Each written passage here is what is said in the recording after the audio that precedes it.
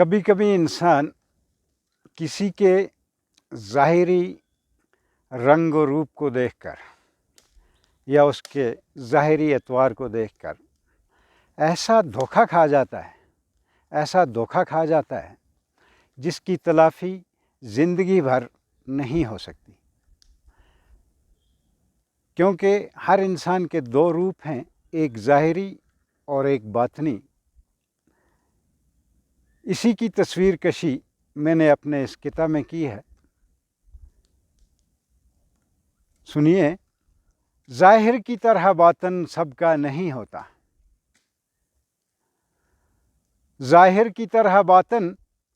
سب کا نہیں ہوتا، ہر خوب شکل دل کا اچھا نہیں ہوتا، ہر خوب شکل دل